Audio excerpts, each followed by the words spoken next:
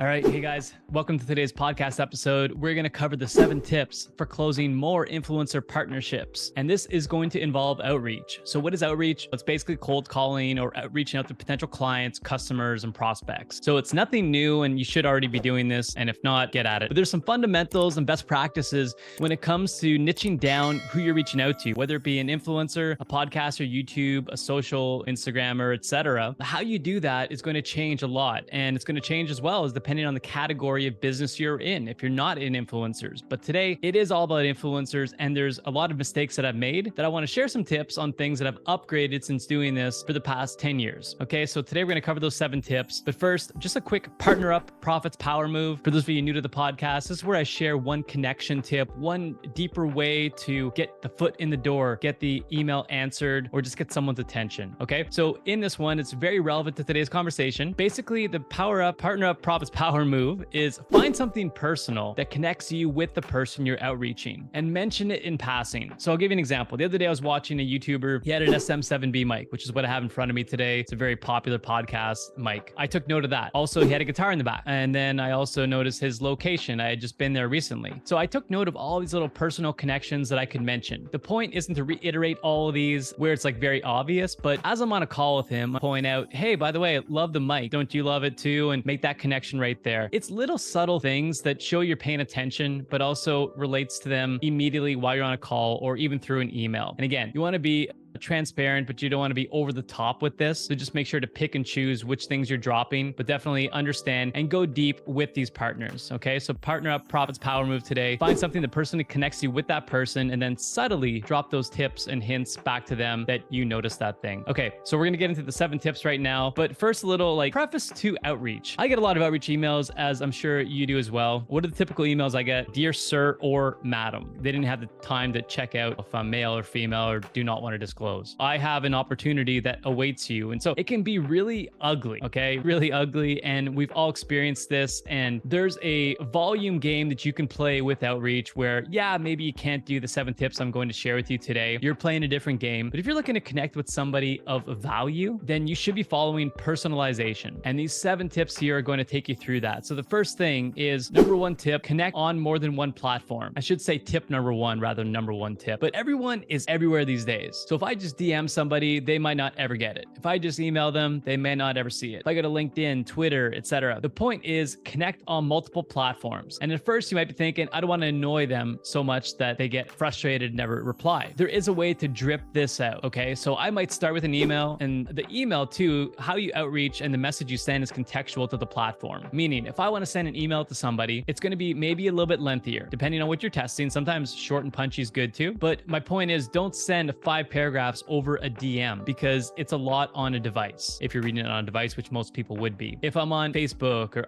like other social platforms, you just have to make sure that the messaging matches the platform. And I might also try to connect the dots. So what does that mean exactly? It's like I might DM them and say, hey, just sent you an email. Okay, so it's, oh, I got their attention, but it's not here. I got to check my email. Or I might follow up on an email. I might go to LinkedIn and say, hey, I sent you an email, but by the way, and we could joke about this, we all get outreach emails and you might be thinking that this is just another one. I'm actually trying to get a hold of you. Are you the best person or someone else I can connect with? But basically connect the dots so that they know where to look for the primary source of truth with what you're trying to achieve. And I would always drop the call to action within each of these. So it's like, hey, I just DM'd you trying to get on a call or trying to get this, from you or want to talk, but don't lay it all out in front of somebody on a device that doesn't make any sense. So that's point number 1, connect on more than one platform and try to connect the dots and do this over a course of 7, 14, 21 days. Second tip, personalize your message. And you might be thinking, of course, Joey, like why wouldn't I personalize these messages? But get creative too and understand what level these people are at. Meaning if I'm outreaching somebody with 2 million followers, are they going to listen to a talking head video of me? Maybe I'm that interesting and they're that interested in me that they're going to watch it. I don't know. But the point is I'm going to always analyze, is a talking head video going to do well here? Or should I just maybe do an email? Should I reach out to their agent? Personalize the message based on the person you're outreaching. Okay. And then create your own video and talk about their content and make it about them. Recent example has been, I was was watching this one YouTuber who we wanted to attract to the company. And instead of just looking at his metrics, how many followers, how many views, I was looking for more of the diamond in the rough concept. People who have maybe a couple thousand followers and have a couple thousand views, but had one video blow up. So then I tune into that video, but I also tune into the other videos and I'm watching them. I'm digesting them. I'm becoming a fan because we should be fans of the people we want to work with if we're looking for really ethical partnerships. So I did that. And then based on that, I did shoot a talking head video. I talked about his video. I pointed out things that I liked. I pointed out similarities across his avatar and our avatar and how his connections, and that I had a strategy I'd like to share with him if he was open to it that was similar to the concept that I just viewed on one of his YouTube videos. So I became a fan, I immersed myself, and then I personalized the message. Whether you do that through a talking head video, a video LCD, or a postcard or an email, just personalize it as much as possible. Now, tip number 3, introduce scarcity of time. Again, I'm trying to introduce ethical ways to do outreach. This isn't a limited time offer, tomorrow only, and last chance. Those can work and they are in marketing and part of our sales dialogue. But ultimately, what I'd like to do is ethically, what is the scarcity of time? So if you have a budget for the quarter, as an example of how much you can invest in partnerships, or scarcity of time in, I can only manage 5 new partnerships this month. That's scarcity of time. So you want to include that in the outreach. Hey, John, I only have 5 people got the go ahead on for this quarter, for this month, to basically present the new opportunity to. I did a lot of homework on you. I think this is a valuable opportunity for us to explore. Are you open to a call? Scarcity of time there is basically I only have 5 people in the next month or 30, 60, 90 days. Okay, so that's tip number 3. Always have some sort of scarcity of time element. Sales 101. Number 4, scarcity of product. Now, this only works, of course, if you have a physical product, but it could work if you get creative. Okay, so basically now we're saying I've been allowed to gift how many boxes, how many products to X amount of people in, again, scarcity of time, X amount of time. So now we're saying like, and some people don't care about products, by the way. So who cares? I'll miss out. I'll just buy the product. I don't care. But some people will get their attention with this type of tactic. You want to make this the most valuable product. It's not just a single bottle of something that's worth $30. If you can say, I've got basically a quarterly package that I want to give you for the next 12 months that's worth $3,000. Okay. And of course, the retail value versus the COGS is going to be significant, and it's going to be in your favor to give them product as opposed to cash. So that's scarcity of product offering that you can give them. Okay. So make it valuable, but also say, I only have so many of these boxes or products to give away. And you can introduce that as part of the conversation. Okay. Number 5, scarcity of knowledge. This one's probably one of my favorites because yeah, we can all do scarcity of time. We can all do scarcity and give away some products. Scarcity of knowledge is boiled down to, what do I know that I can impart as knowledge and a strategy to somebody who might not be as well versed in marketing or marketing this specific product. So give another example. We worked with one YouTuber who did an amazing video, and we actually had nothing to do with the video. It was all his concept and his idea. We saw the video, we created a formula around what he did and basically developed a framework, a playbook, a script, and a creative brief on exactly how to reshoot this if you're an influencer on YouTube. Okay, we've been talking a lot about YouTube, but it also applies to podcasts, etc. But YouTube specifically in this example, we said, hey, we have a strategy that earned this one affiliate over 6 figures in commission in under 4 months. We think that this video that you filmed, so they have to be a similar type of content creator that could potentially do this type of video in order for you to go at it with a strategy. But we went to them and we said, hey, I think you could replicate this playbook. Would you be open to it? Again, PS, this one affiliate made 6 figures commission off of doing this playbook. Scarcity of knowledge. Okay. If I don't get this playbook, I don't make an extra 6 figures. I want to know about this playbook. Okay. Now they could find the video and they could work backwards and re-engineer it. But in my experience, people want the script. They want the creative outline and they want to understand it from you. And the difference between some direct response affiliates and influencers, in my experience, has been influencers and content creators. They want to have a conversation. They want to be on the phone sometimes, maybe not all of them, but in general, they probably want to be on the phone more than I do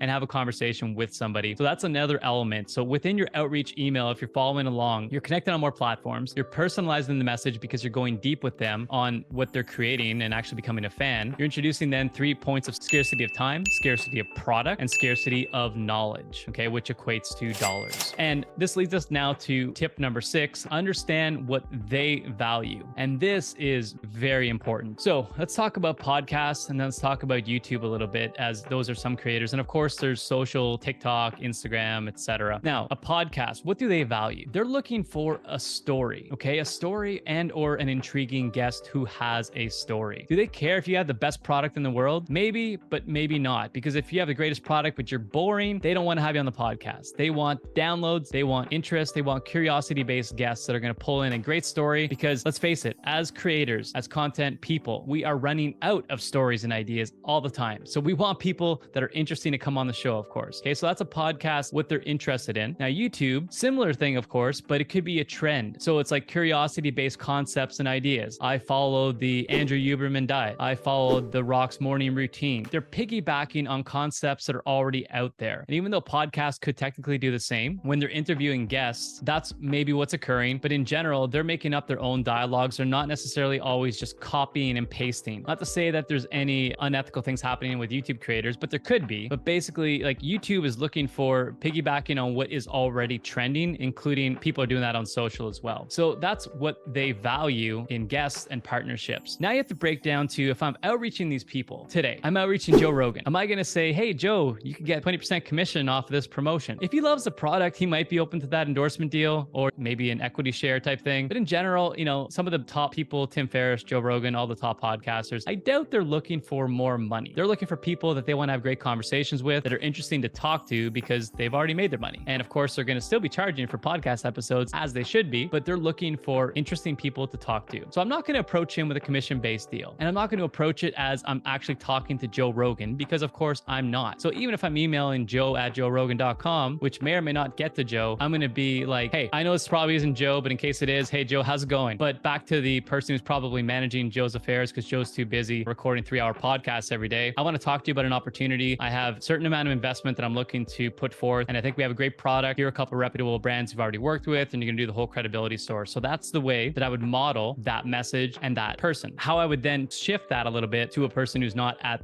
their status or their level yet is, now if I'm outreaching somebody who looks like they're doing some really creative work, they're starting, they might have a micro amount of followers, YouTube subscribers, podcast downloads, and it seems like they're on the up and they're rising stars, diamonds in the rough. That's the way I like to put them. You want to find them as fast as possible before they catch fire. Okay. And what they value probably, of course, is like tips and tricks, connections, cash.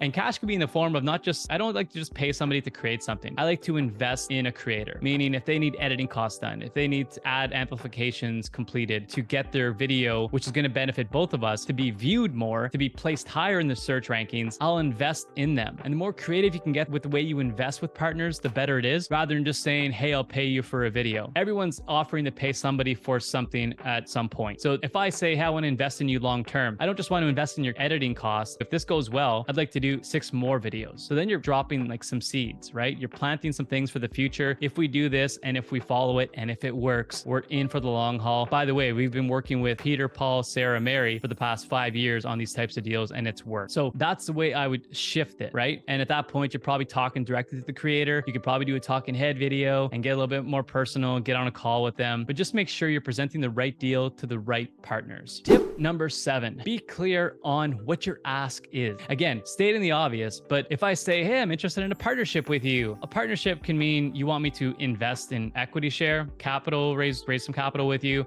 commissions. What do you want from me? Help me understand. So really be clear on your ask and be clear about it before you get on a call. And my ask with a YouTube creator versus an influencer, content creator versus a podcast are all going to be different. So as you're doing your outreach, again, pretty obvious. If I'm outreaching a podcast for an interview, hey, that makes sense. It's an interview. But if it's a YouTube person, is it a dynamic ad you're looking for? Meaning you're going to sponsor them to say something at the beginning of the video and at the end and the pre-rolls and mid-rolls, etc. Or do you want them to do a full YouTube creation? And if you're not sure, be ready to ask for a few different asks and be ready to understand what you're willing to pay for those particular things by doing your homework on CPM costs in general, on what it might cost for any given ad based on what you're asking for. Okay. And then the second thing is have bumpers. So part 7 to be clear on your ask is be clear on what you're asking for, be clear on what you're expecting to pay, and then what are your bumpers for negotiation. And if you get backed into a corner, you can always say, this sounds like a great deal on this call right now. Let me just run the numbers a little bit. Let me get back to you. But be clear on what you can offer, because if you're on a call with somebody, that's the most valuable time you can have, and you don't want to have to try to schedule another follow-up, etc. So again, be clear on your ask, be clear on your deliverables and your bumpers for the entire sales funnel strategy while you're on your call. Now, bonus tip number 8. We said 7. We're just going to go with one more here. It's a real simple one. Out of all these 7 things, I don't just fly by the seat of my pants when I'm doing this. I have a formula and a template for all of this. And the template is dynamic, and I can shift things out really easily and it's things that you can download today if you want to. So whether it's a script, whether it's an outreach formula, whether it's a sales call 7-step process, all of this is on partnerupprofits.com. Go find the toolbox. I continue to add to this every single week. Every tool that I create, every outreach sequence that I have is going to be in there. And whether it's for your product or not, don't worry, there's dynamic placements so you can swap things out. But whether you use mine or another, you need something to rely on, because what gets measured gets improved. And it's a lot easier to have things loaded in something like Text Expander, which allows you to write just a few little lines of code or type a few letters, and it auto outputs a template, a response. And then you want to have a formula that you can tweak and optimize and measure. And the final thing that I'll say about that is, as part of bonus tip number 8 with Get Templates and Get Systems, is get some form of measurement and analytics tracking on your outreach and on your messages. So if I'm doing outreach with one outreach sequence right now for the next 3 months, I'm measuring how did it go? How many messages did I send? What's my close rate on both getting calls booked, getting on calls, getting yeses, getting nos, maybes, etc. So that then I can say, how effective was that outreach sequence for the last 3 months, 6 months, etc. And if you have a sales team doing this for you, of course, they should already be doing this. So again, this isn't like sales strategies. I'm not inherently a sales guy, but what I'm doing here is I'm giving you tips on influencer specific outreach, which is what I have done and become a specialist in to a certain degree that I'm happy to provide some tips on. So those are the 8 tips. Start with all those and you should be seeing some much better results going forward. Don't be boring. Don't be generic. Make some effort. And instead of outreaching 10,000 people, try outreaching just 500 of the most valuable partners, and your business will change a lot more if you start to implement that strategy. Till next time, hope you like this episode. As always, share and comment with someone, at least one other person who you think could benefit from this. That's my only ask. Thank you, and we'll see you on the next one.